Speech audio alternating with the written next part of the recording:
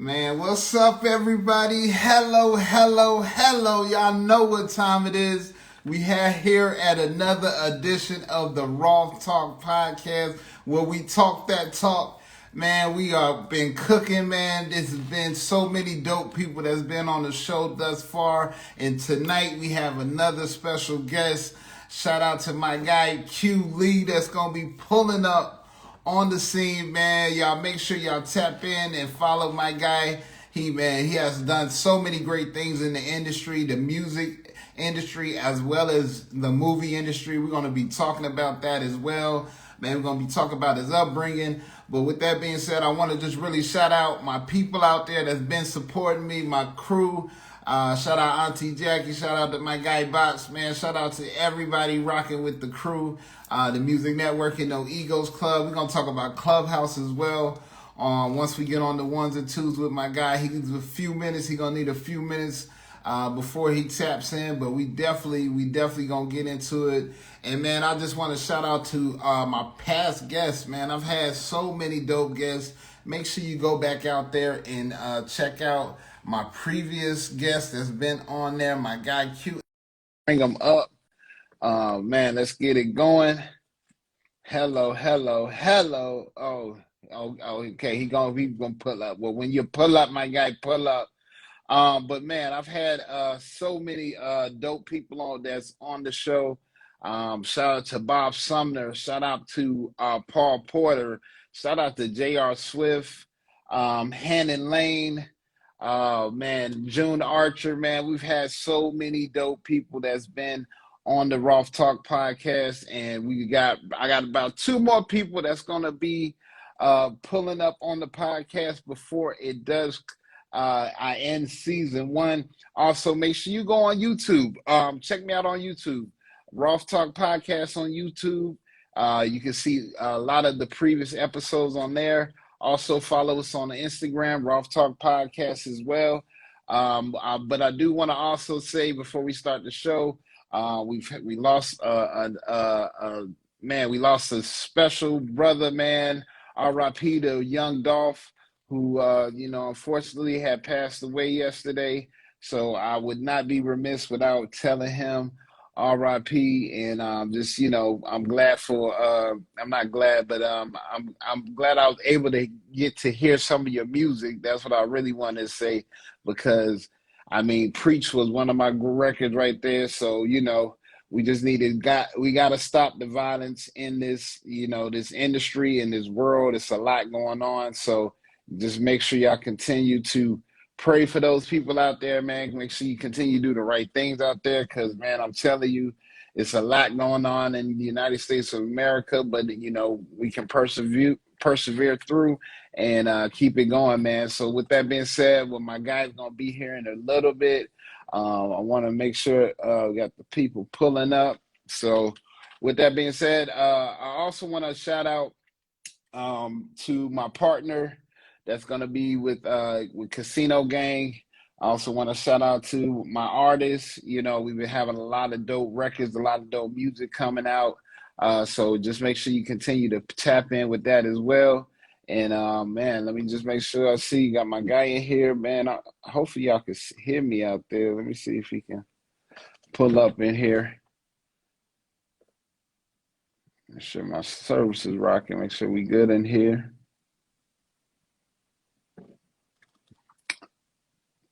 Yes, sir.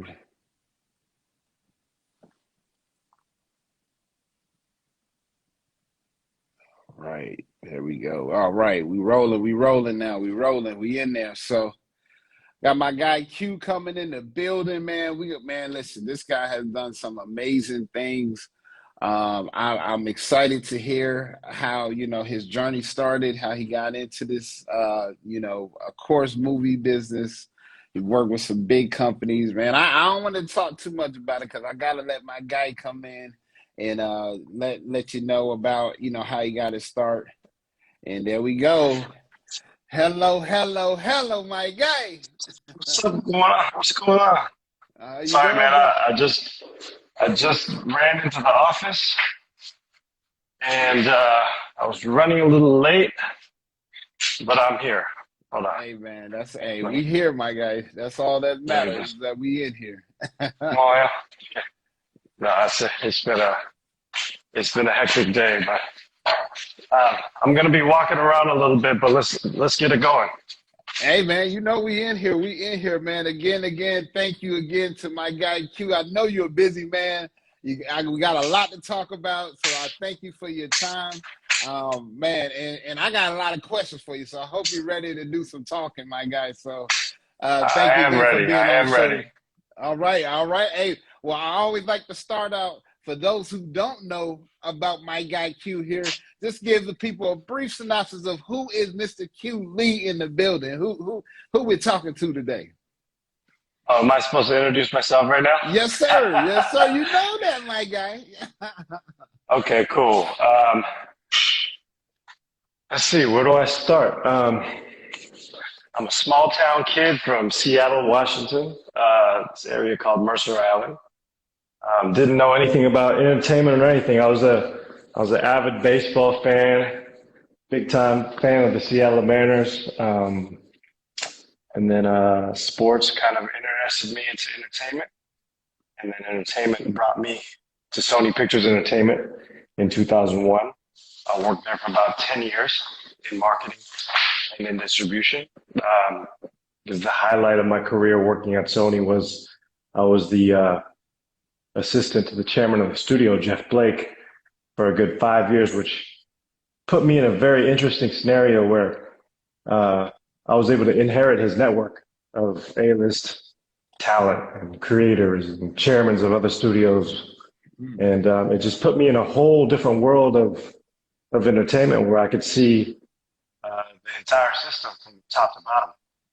Um, then I guess, through my 10-year career there, uh, I found a love for Korean content and I was able to, um, garner and build a relationship with Korean talent and Korean producers and figure out a way to be that Golden Gate Bridge to kind of, close the gap between Asia and, well, I wouldn't say Asia, but East and West. You know what I mean? Mhm. Um, and here I am today. I guess I've had a lot of ups and downs. I've had a little bit of success. I've had a lot of failures, but we just keep going, and we're enjoying it right Man, hello. Already dropping gems. Already dropping gems. now. Hello. Yeah, man. Man, listen, man, I always like to start from the beginning. But now you say small town kid. So let's talk about, your childhood growing up in Washington there. Like, were you listening to music? Were you watching what type of movies was you into? Like let's talk about what took you along your journey here. Man, growing up in Seattle, man, I mean, there's nothing like New York or LA or Dallas or Detroit. I mean, it's a conservative suburb, nothing too crazy going on. Pretty chill, a lot of rain, a lot of the preppy culture, which was my neighborhood, tennis, and Mm. swimming and basketball. Those were the three sports that all the kids in my town were playing. Music wise, I mean, you guys know Seattle, Nirvana, Mm. Jimi Hendrix, Quincy Jones. Mm. There's a little bit of a jazz scene, a lot of alternative people coming out of Seattle. Um, Man, the list goes on. But I was an avid listener of After Seven and Boys to Men Hello. Uh, and did, Babyface and did you have some like I'll vocals? bring it out. Like I was about to say, did you have uh, some vocals back then? nah, man, nah, no, no, no. Let's save that for the next time. But Okay, my bad. All right, my bad. Go ahead. Go ahead. I mean you're moving a little too fast, brother. No, but No, I'm just saying back then, though. I'm saying when you were younger, did you have the no, vocals no, back no, no, no. I mean, my mom forced me to play the violin, which I regret to this day for not continuing it. But I learned how to play the violin, Suzuki method, books 1 through 12, and then I played saxophone for a little bit because I was such a huge fan of Duke Ellington and Charlie then? Parker and all the legends, right? Dizzy Gillespie. Mm. Um, Hello. but But at the end of the day, yeah, I grew up listening to R&B, man. I was a slow jams guy. I don't know. I don't know if you guys remember, but when I was growing up, like in high school, there was a group called New Flavor. I don't know if you know this group. New New flavor. Flavor, Keith Martin, you know, Mm.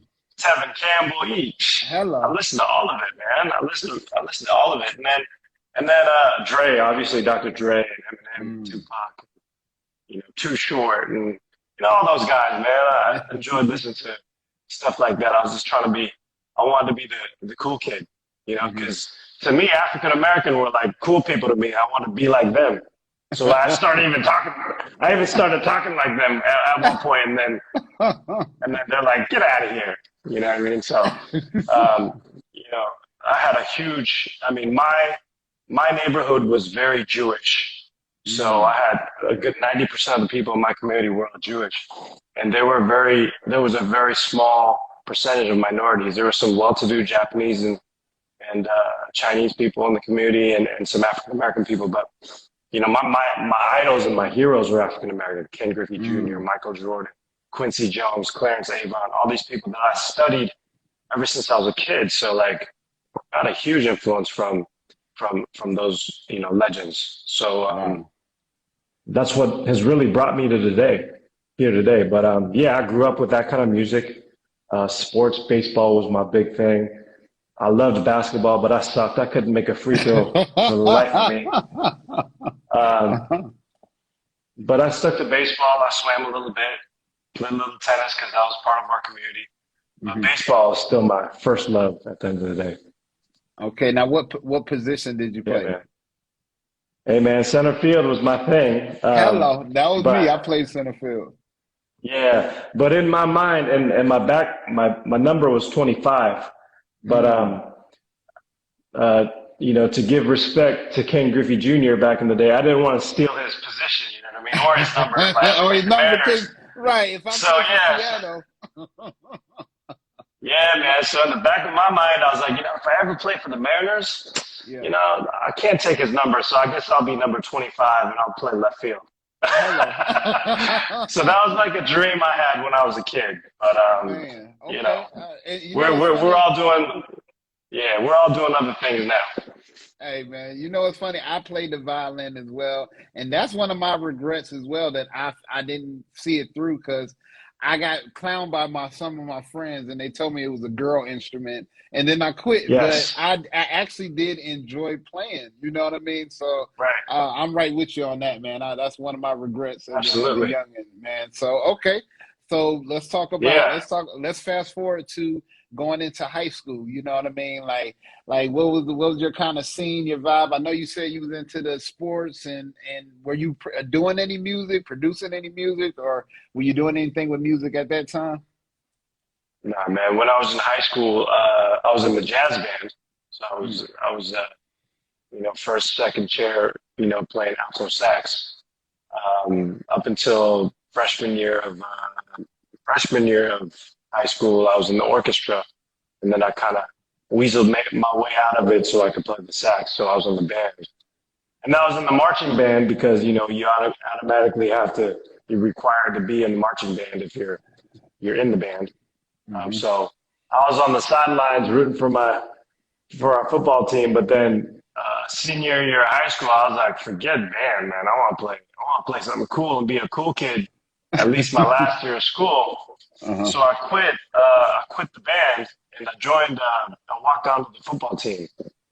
Mm. So I was literally on squad team the whole year, and then senior night they let me get into one play. so so that's all good. Yeah, That's yeah, fun. I yeah. had a good time. No shame in that. But as far as That's real. my high school memories, I don't really have a whole lot of memories from high school.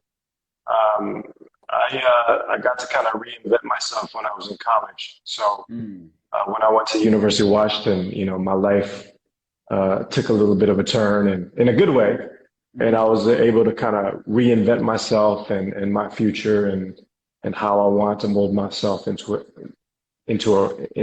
a person as a man. So, um, University of Washington to me was one of the most amazing college experiences that I've had in my lifetime. And then I got to actually walk onto the football team at UW and be Man, a D1 football player. So, it worked out. hello, hello. Okay, all Yeah. right now. Well, let's talk about like graduation in high school. Did you want to stay local? Did you think about going to other places? And what made you choose that particular college? Oh, come on, man. All of us when we were kids, we wanted to leave the house. Yeah. We all wanted to go out of state. I actually applied for 9 different schools throughout the country. Let me see if I can remember. Uh, Michigan, Ann Arbor, the Mm, Wolverines. North hmm. Carolina, because that was Michael Jordan's school. Yes, sir. Boston College, Boston College, uh, Boston University, because my uncle was a professor there. Mm, Um, Santa Clara, Stanford, Georgetown, Berkeley, Colorado wow. are the schools that I applied for. I got into all of them except for I got rejected from Stanford. I got waitlisted, and then I got straight out rejected from Georgetown. And then I asked my mom if I could go to any of the other schools, and she says no. And I'm like, why? I just wanted to, I just wanted to see if we could get in. Yeah. I'm like, okay. Then which schools would you let me go? Oh, if you got to Stanford, I would have let you go there. And Georgetown, maybe. But Oh, wow. you can get the same damn education that you can get at Berkeley at University of Washington. So you stay in your ass home. So I didn't have a choice. There you go. Yeah. So I ended up going to University of Washington, but it was probably the best decision of my life. So um, Okay. And so respect to the purple what and did you, gold. hello. Now, what did you major Yeah. in? Did you change your major at all? Did you have a plan when you went? Because I know when I went to college, Yeah.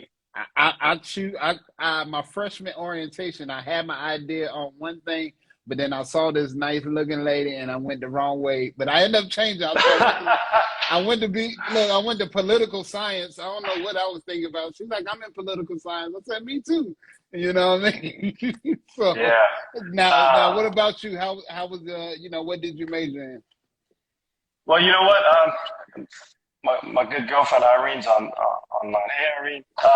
Anyway, my I went to study business. I wanted to get into the business school, and then I was a student athlete at the same time. So I had 40 hours a week of football practice. So my grades were as good as they should have been. On top of that, the business school was super competitive. So I actually got rejected from the business school. But Mm, across the street from the business school, there was a building called Hutchinson, and Hutchinson was the School of Drama mm. uh, and Theatrical Arts. And I thought about it after taking a speech and hearing sciences class that I was terrible at speaking in front of people. So, and I was super I had a lot of stage fright. So, and I hated that part of my personality, that I was Hmm. bad at that. So I was thinking to myself, you know what, in business, I'm probably going to have to do a lot of presentations and speak in front of people, Hmm. like in a boardroom or an office or whatever. And if I can't even speak in front of 2, 3 people, how the hell am I going to sell anything or Hello. like do business, right? Hmm. So I was like, you know what, why don't I take a stab at drama? And so I applied for the School of Drama and I got in. And then, unbeknownst to me, I was like memorizing monologues and like acting in front of my classmates. And I was like, holy shit, okay, this is the one I signed up for. But, um, but because I had so much repetition in being able to stand up in front of people and actually perform as an actor in theater, it's really, really, really helped me out in business in more ways than you could imagine. Because now I'm dealing with talent and producers and business people and investors and egos from like the planet Mars and like all kinds of different kinds of people that a normal person wouldn't be able to deal with. Mm, And mm. if I didn't have that background in drama and the confidence that I built from the repetition of being able to be myself, I probably wouldn't be sitting here right now talking to you. Wow. So, I ended up majoring in drama. Wow. And it's probably been the most valuable major that I could have actually incorporated into my work today. Because Wow. now I can even train or coach actors through their scripts sometimes in English if they have a problem doing it, or try to help them get into a certain moment or a beat because I have the foundation of what I've learned from professionally from school. So it's definitely paid off. And then obviously, I wouldn't say manipulating, but you know, the negotiation factor of my skills have increased as well. So I've been able to get the deals that I need to get on the table for not just Mm. myself, but for my team around me. So drama, Wow. I Drum. recommend drama at the University of Hello. Washington. Hello. I'm about to sign up. I'm about to sign up because Yeah, man, yeah, I can't. yeah. They should be paying. They Look, should you be need to get paying me that. a commission after you done. There you go. Hello, because man, if Nah, I'm ready to get to the next part. Because man, you have done some dope things, my guy. I want to let you know that. Like, I really want to tell you. Once I did my research on you, I took. I'm like, this guy is cooking right here. My guy Q is cooking, and humble as appreciate it. no egos, as we say, no egos, no egos, man. So. All right, now let's fast forward. Let's go ahead and move on to after college. Like, what was your first job after For college? sure. Did you get right into the entertainment? Let's talk Woo. about it. Hello. I don't know. I wonder if Irene's still on this thing. I don't. Even Irene.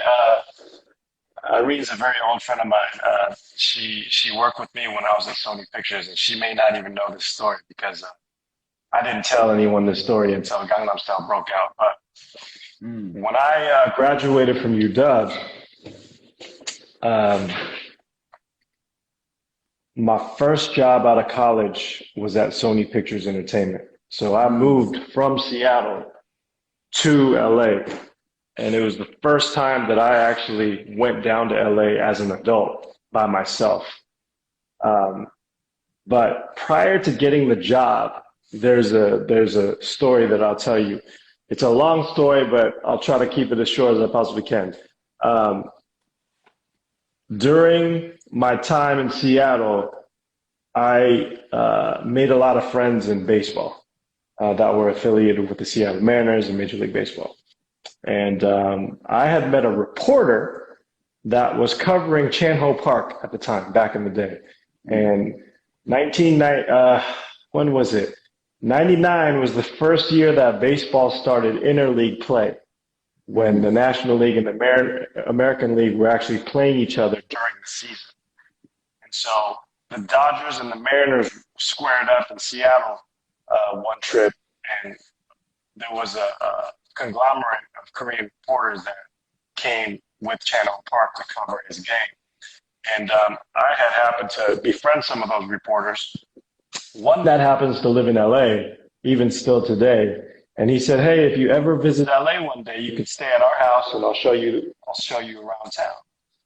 So a few years later, after that, I made that call in 2001, and it happened to be the same weekend of the Academy Awards. It was March 23rd, 2001.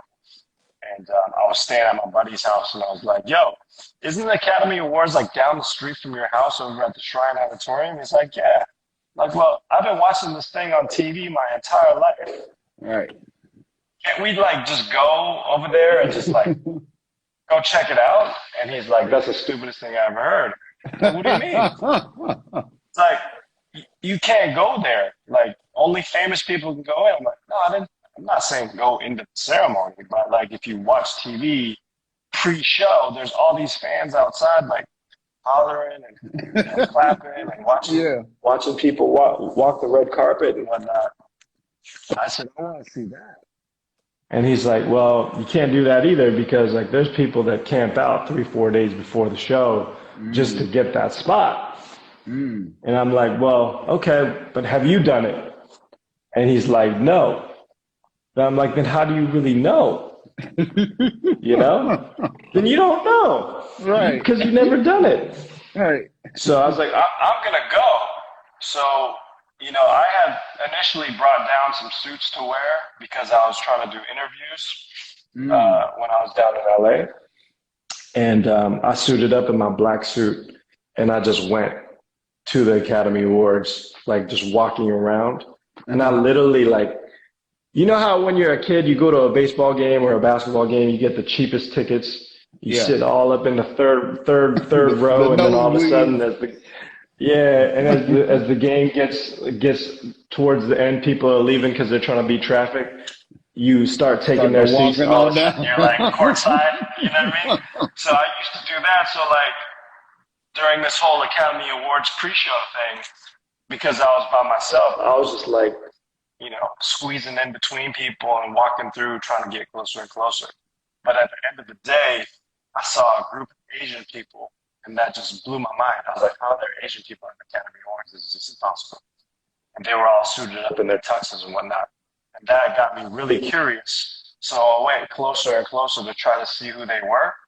And it was Chow Yun Fat and Mm. Ang Lee, all these people from the movie Crouching Tiger, Hidden Dragon from 2001. And so, like, I started following them and I got close enough to, like, almost be able to touch those people.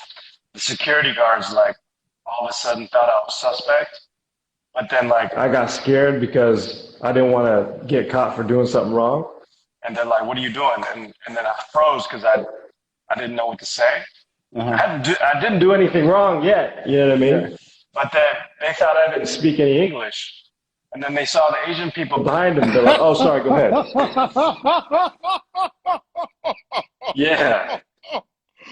So, yeah. So at the end of the day, what I'm trying to say, what happened was I Did your followed drama, Chow Yun hold up, Fat. your drama skills kicked in? Yeah, man. So literally, I followed Chow Yun Fat into the Oscars, into the Shrine Auditorium, and then I figured out it was a taped show, right? So there were seat fillers that weren't actual guests, but seat fillers so that it made it look like the entire show was full. Mhm. So I acted like a seat filler and sat in an empty seat behind the Chinese entourage, and I watched the entire thing.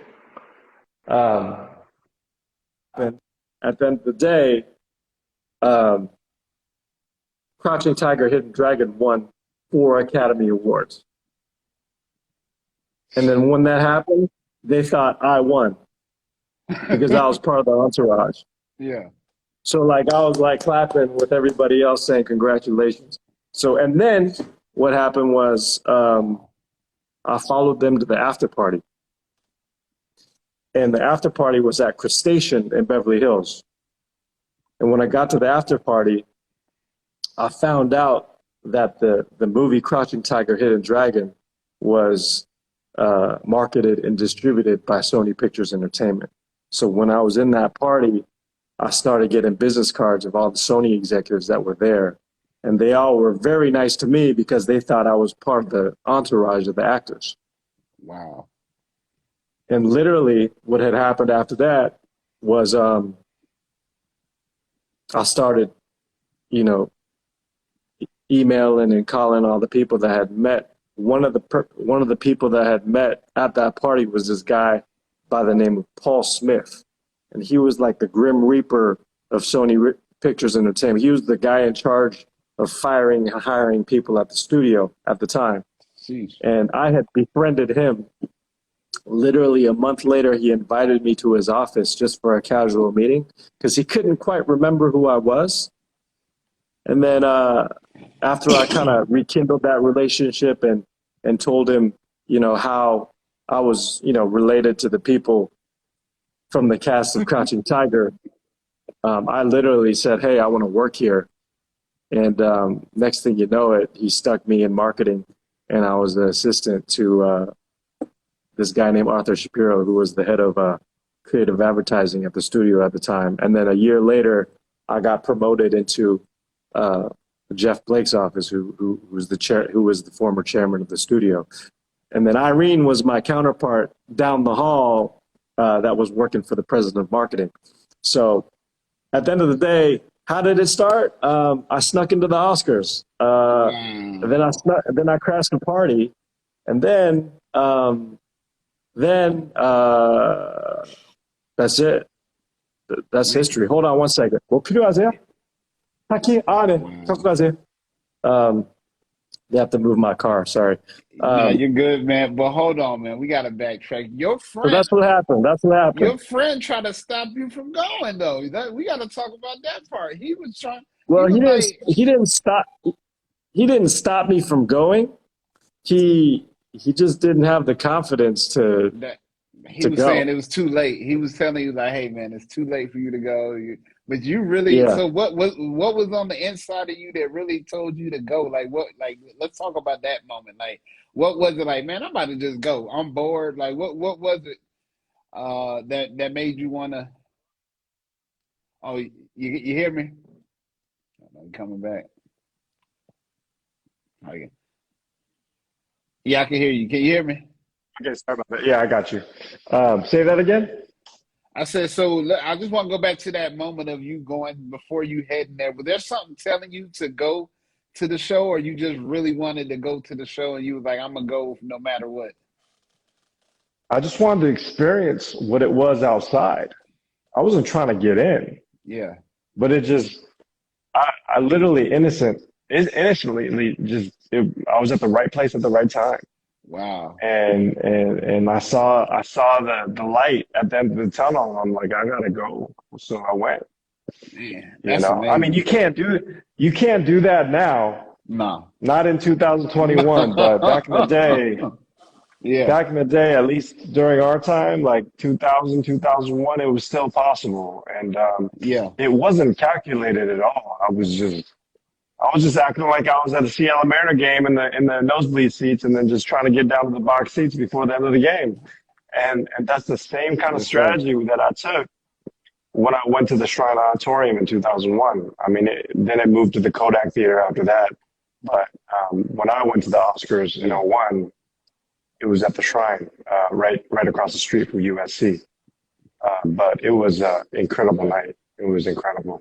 There were people that I thought I would never see. The Wow. people that you can only see on TV were right in front of my face. Right. You know, like Hugh Hefner and John Travolta, and like, man, this list Wow. goes on and on. But it was crazy. I mean, and then all the Asian actors. It was the first Asian film to ever win an Academy Award. So, you know, they made history that night. So if you were Asian, Yeah. you were the hot topic of the night. So I just rode that wave, bro. I just got on Hey, the right hello. bus. Man, listen, that's Yeah, I an got amazing story, Q, man. That's an yeah. amazing story, bro. So let's go fast forward now. You've been there for a couple years. So when did they start letting you, get into going into more of your production role and everything like that? Because I want to talk about the blob and some other things. So you know what I mean. So Sure, sure, sure. Well, my career at Sony Pictures was about 10 years. My first year at Sony, I was in creative advertising. So we were doing like trailer editorial, one sheet, uh, which are posters. We were making sure the colors were right. We were doing theater placement for trailers, so making sure that our trailers were placed with competing other movie trailers, in the theaters, working on the standees and the bus shelters, stuff like that. I was working with in the creative advertising department as an assistant the first year. And then my second, third, fourth, and fifth year, I got promoted to the chairman's office. So I literally saw everything that was going on at the studio from top to bottom, and all the crazy deals that were happening in between that. And then I got promoted into international marketing, mm, doing in-theater marketing, and also local language production. So, trying to make local films overseas. mm, Meaning like making a Korean film under the Sony label, or a Japanese mm, film under the Korean label.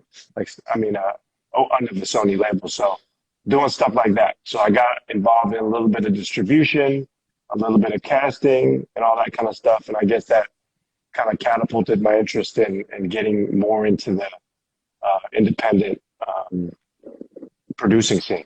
You know what I mean? I mean, I've still got a long ways to go, but I've been very lucky with a couple projects. 2016, I co-produced a film called Operation Chromite, which is based on the Korean War.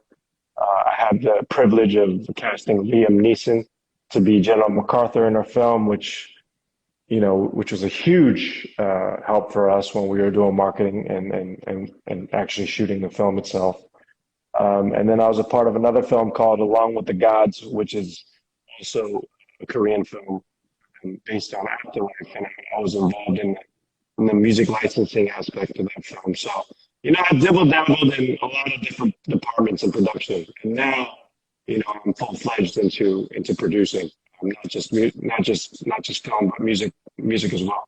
So it's been keeping me busy. It's been 12 years in Korea now that I've been out here since being transferred by Sony. So it's my 22nd year in the business.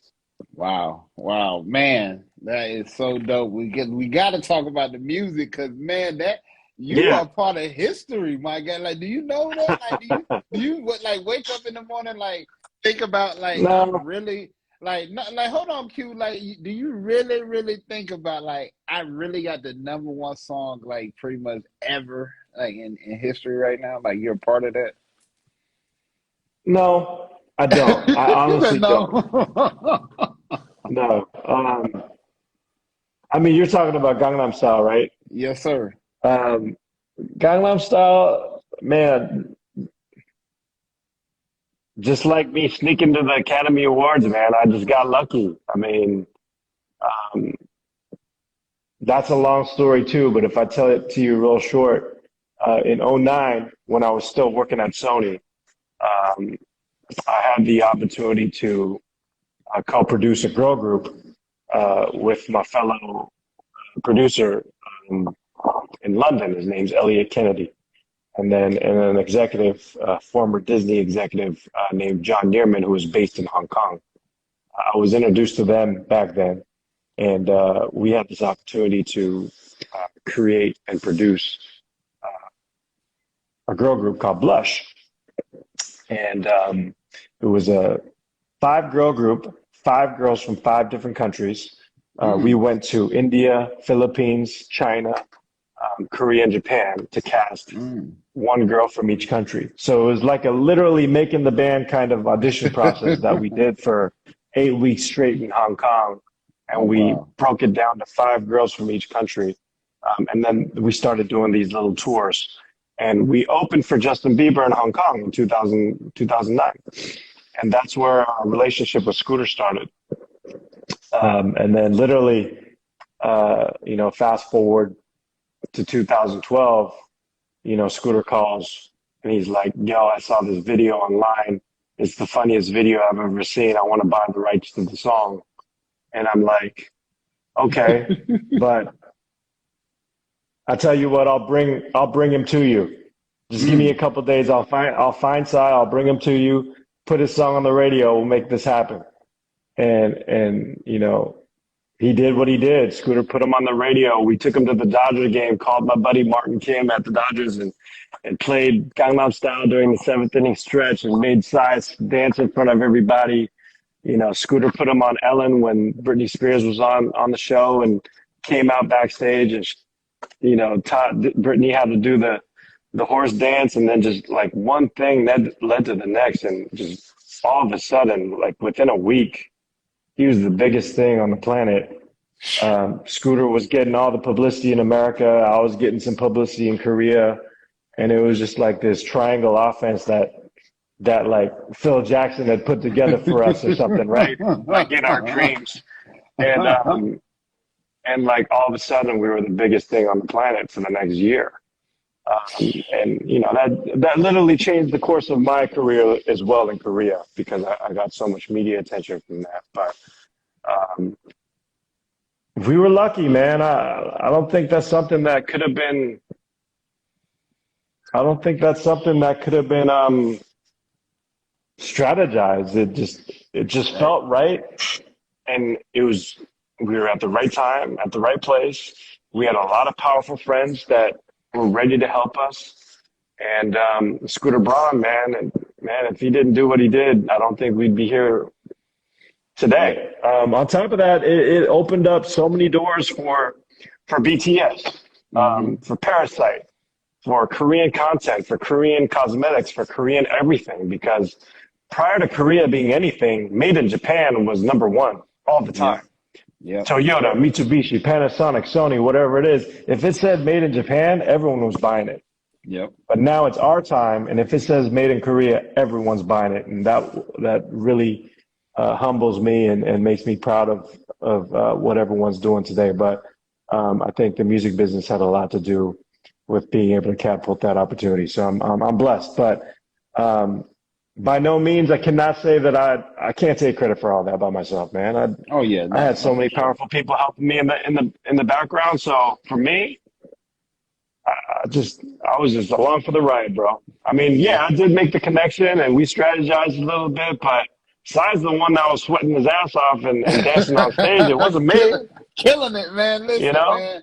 Took over the internet. Scooter, Took over the Scooter internet. was the one, rolling up his sleeves and calling all of his friends. So for me, I mean, it was a nice hip pocket deal for me. So I mean, Yeah. I'm happy with it. I'm happy with Yeah, it. yeah, no, man. I already know, man. But everybody who did play a part in that is amazing. I still, the record just. I mean, being a musician, at first I was like, man, what is this? But then when I got into it, I started. I'm starting. My kids, everybody's like, my dad. No, listen. I'm like, oh man, this is actually, and it took over. It was a craze. So, and it's still, getting Yeah. played still and all that. So it's super super dope. So let's fast forward now to BTS and all that. So, like you said, it opened the door for them. So, how was that relationship? Was formed after that. Well, you know what? I don't have anything to do with BTS. Okay. Honestly, I got no connection with them. I mean, I have friends that work there at the company, but I think they're phenomenal. I think Yeah. they had the crazy thing about BTS is that when they first formed in Korea, no one really gave them the time of day. Mm. They were nobody. But then, they just happened to build a fan base outside of Korea. And all of a sudden, they were the biggest thing on the planet. And now Korea had the opportunity to just be like, oh, yeah, I knew they were going to make it. I mean, and now they've just jumped on that bandwagon, and BTS is the biggest thing on the planet. But you know what? To their credit, BTS really worked their butts off and really made it happen overseas and made Korea embrace them after the fact Right. because they really had to earn their respect and they did it right. And now they're like seven Michael Jacksons in one, leading the army all over the world. So, respect to them for making it happen. Yeah. I respect BTS so much because they're just making hit after hit after hit after hit. They For don't us with stop. Gangnam Style, it was honestly, I mean, no disrespect and no shade on what we did, but like we were one hitting out. Yeah. I Yeah. wish we could have made more, honestly, but BTS took charge and they're doing their thing, and now I'm looking for the next one. So we'll see what happens. Yes, Now sir. we're Because looking for the next one. So we'll you've been see. a part of some Yeah, great things already, man. Now, yeah. we got about 15 minutes left, so I want to talk about what you got going on now. What's coming for the future? Can you give us a little sneak peek of the future? Like, what's going on with Q now, and and let's talk about what if you got anything you can share for the future. You know what? Man, I'll tell you what. A lot has happened uh, in the last 2 months. Look, I I wasn't gonna say nothing, literally, Q. I wasn't gonna say nothing, Q, but I'm glad I want you to talk about it real quick. Hello. are you saving this video and are people going to be watching this again later or is this done? I mean, it's up to you. If you want me to cut some stuff, I can edit. I can edit because you my guy. No, So, because I'll be transparent. I'll be completely transparent. okay. I was going through a crossroads because I've been in Korea for 12 years now, and I'll be completely honest, it's been a roller coaster. It's Mm, been an up and down roller coaster. I mean, I've had my ups and my downs. I've literally wanted to give up 100 times. mm-hmm. Um, and then something has always stopped me from leaving, or some crazy episode or project would jump on my lap all of a sudden that would extend my time here for whatever reason. It's like you're playing that video game on Nintendo and or you're playing that basketball game and you get that one last point, so they give you 30 extra seconds. Yeah. Like, I feel like that was my life here in Korea. Mm, Um, and Gangnam Style happened, Operation Chromite happened, um, some of those small little things happened. But within the last 2 months, what had happened was, I mean, it's not completely public information yet, but I just turned down a job to be a CEO for a baseball team here in Korea because I didn't think it was the right road for me. Um, wow. and then two of my very close friends, who are like literally the George Clooney and Brad Pitt of Korea, run a management production e-commerce company here in Korea. And they just literally about a month ago asked me to be the managing director and run the company. Mm, So to fast forward on that little topic, that's what's uh, kind of anchored me to stay in Korea a little bit longer, because I was about to move to Atlanta, bro.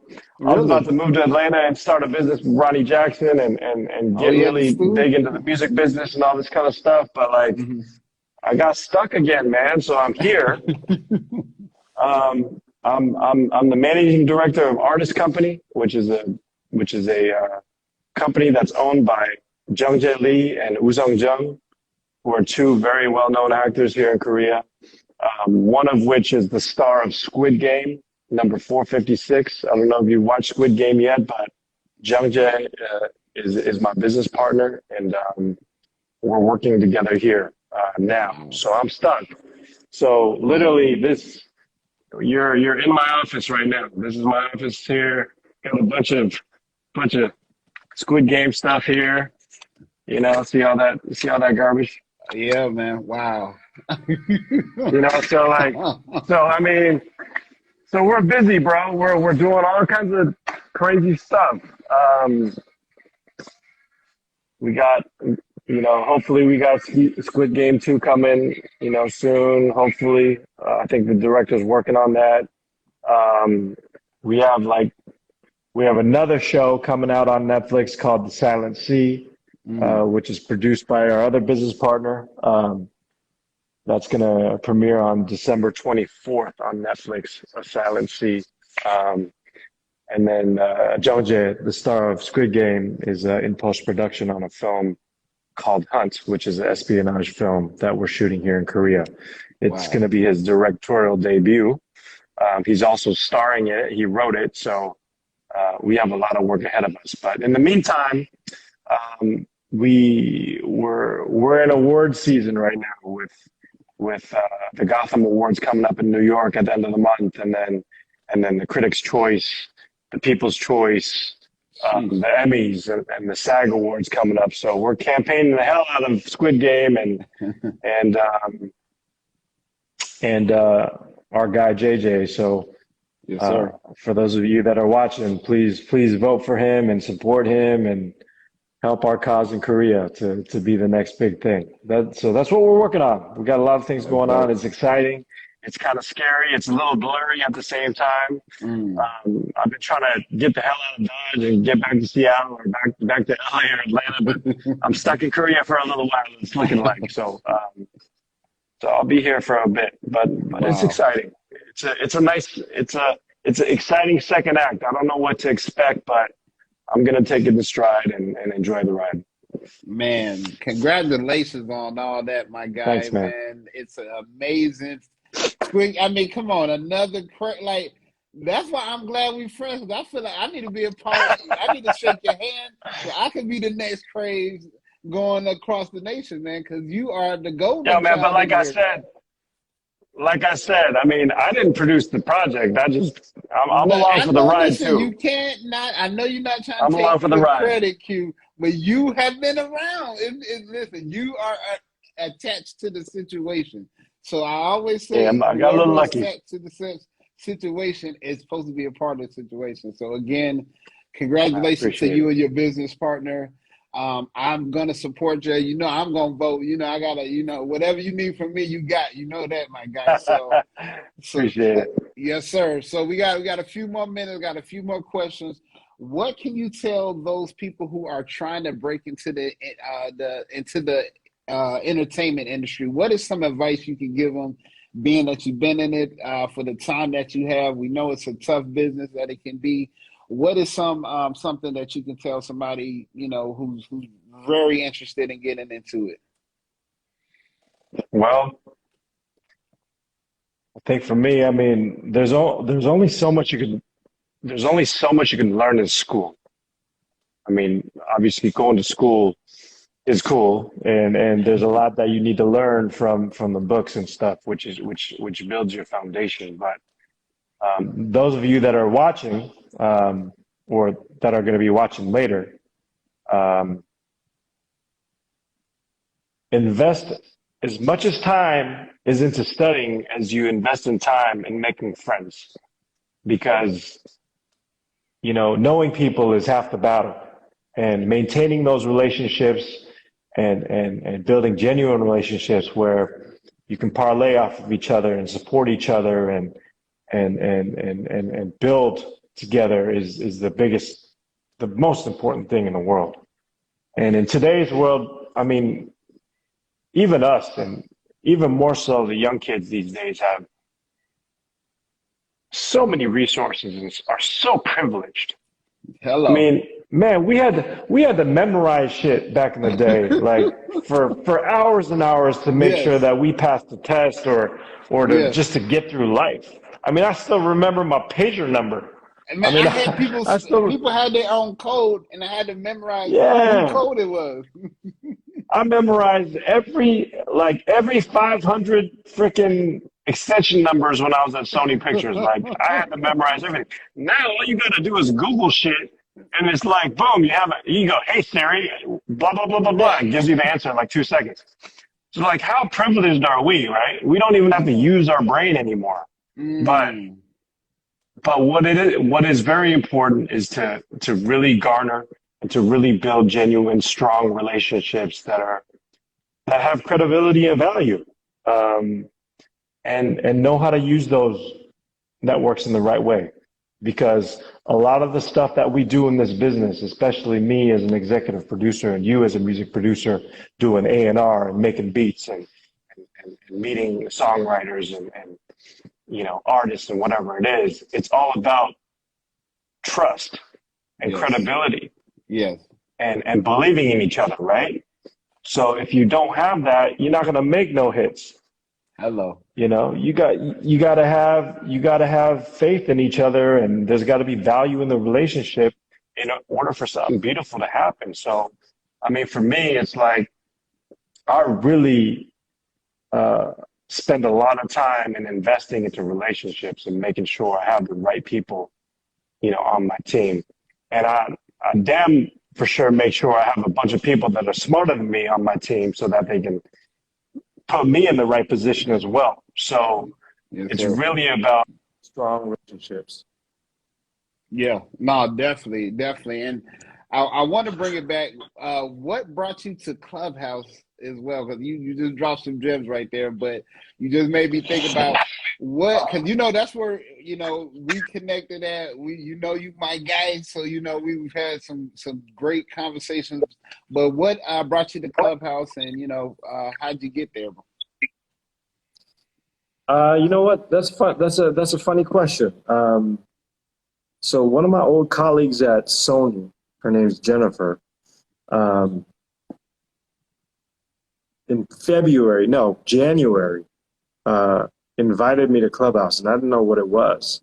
And then she hits me up on Facebook and she's like, yo, there's this thing called Clubhouse. You should join. There's all these crazy cool people that are on it. And it's like kind of like a podcast, but it's a live community. And we were like literally on the verge or at the beginning of a pandemic when everyone was just hanging out at home with nothing to do because we couldn't go out. So I got on it, and there was a huge Korean community that started to jump in because Elon Musk and Mark Zuckerberg and all these people had joined in to say hello or whatever, and it just catapulted, right?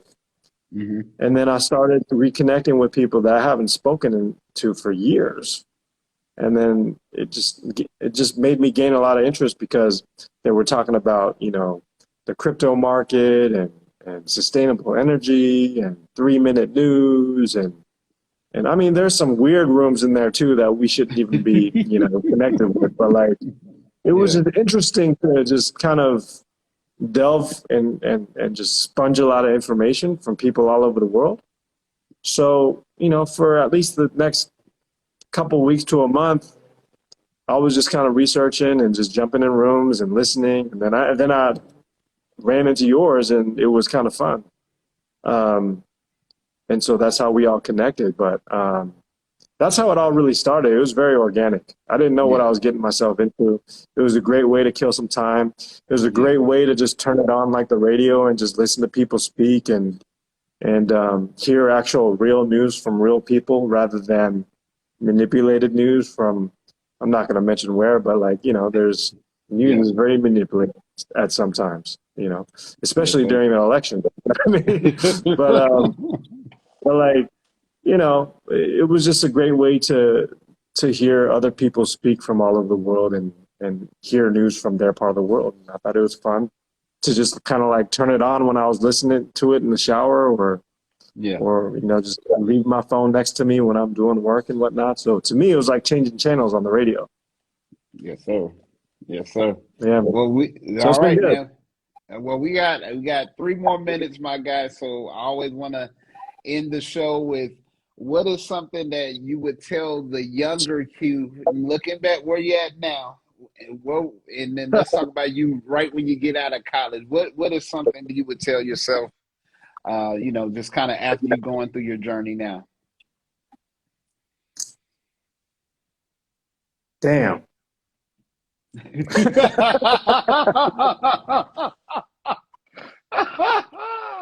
Damn. That's it. Damn. Drop the mic. Just drop the mic right now. The mic done dropped. I don't know, man. What am I supposed to say? I don't know. I mean, you know what? You got some advice for yourself? Like, hey, damn, my guy. That's it. Like, I live every day not knowing what's going to happen tomorrow. Honestly, 2 days. I mean, rest in peace, Kobe Bryant. Yeah. He had everything in the world, and he ain't here no more. So I'm not just trying to collect my chips, because after I collect my chips, I might not even be able to use it anymore. You know? Yeah. So I don't hoard anymore, man. I just try to live each day as healthy and positive as I possibly can, and just, you know, pick and choose my battles. Because every day, you know, you run into a different obstacle, and some days are good and some days are bad. And I just don't want to regret anything moving forward. So even like spending time with you on this podcast, man, is genuine. It's beautiful. It's something I'll remember for the rest of my life. And I don't want to lose out on opportunities like that, big or small. So, you know, we were supposed to do this tomorrow, but so what? We can do it today. We couldn't do it today. We can do it tomorrow. So, I mean, you know, shit happens, but we can make whatever we want happen. So, I don't know. I don't set big goals anymore. I just kind of go day by day. So if I told my younger self, probably when I was younger, I mean, goals are good, but don't like glue it and make sure you got to make it happen, because there's so many other opportunities that parallel that you might miss if you pay attention to something for too long. So keeping an open mind rather than having tunnel vision is something that I would have probably told myself. to my younger self, because now everything's open. Yeah. Now everything's open, and I'm rolling with the punches. Wow. See, Jim came out of that, man. Wow. Hello. Yeah, I swear we like yeah. brothers, man. I swear we're like brothers because I lived the same exact way, especially after this pandemic. It changed, my whole outlook Absolutely. on everything.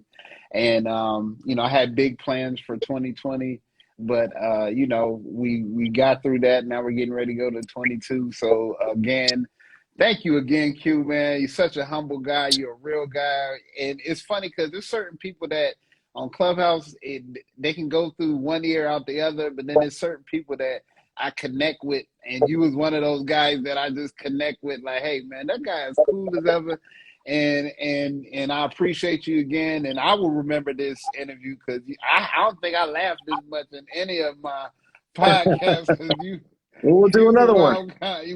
We're gonna do part two for sure, for sure. This is And just we'll the do part beginning. two. That's right. And Yeah. and I appreciate you because this is my first season. So you're a part of my first season. So again, I'm very humbled and thankful. Do you got any last word for the people out there before we close down, my guy? Any last words? Man, hit me up. Hit me up. Someone one day help me, and I'm ready to help someone else. And never know, the people that I help maybe become my boss one day. So I'm all good. I'm Hello. open. Hello. Yeah, man. And congratulations on your podcast. I'm happy to come on every other week if you need me. So just hit me up. Hello. You my Run out co-host. of people. If you run out of people, I'm happy to fill in.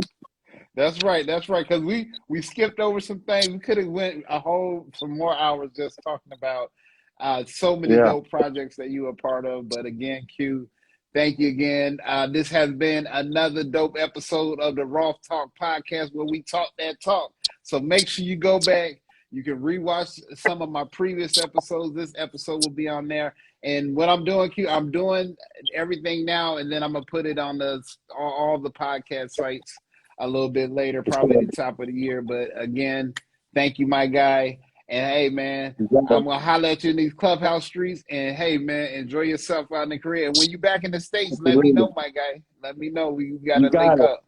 All right. Hey, one quick last little thing, because I gotta do that hashtag good Instagram husband kind of thing. But my wife is on here right now. NANLISAD, Nan Lizada. She just said thank you, Q, on here. But for those of you that don't know her, she is a R&B diva in Korea, musical actress, doing her thing.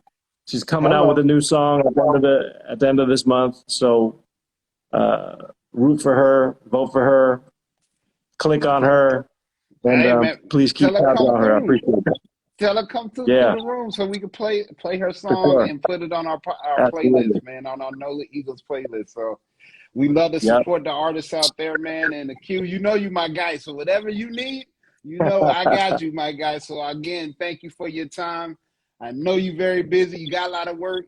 And if you got any Squid Games gear, Rolf, what I'm saying? I need a T-shirt, a jacket, a hat, what I'm saying? Let me know, my guy. Yeah, you know what? I'll try to save something for you. We're probably going to get a whole bunch more stuff, so I'll let you know. Yes, sir. Just keep me in mind, my guy, again. But thank you. Thank you. Shout out everybody who tuned in. It's another dope podcast. Again, make sure you rewatch it. Make sure you share it. Make sure you follow my guy, Q, doing big things. And we got more things coming up in the future. So thank you for your time, my guy. Be safe out there. And much love. And we out. Peace. Thank you.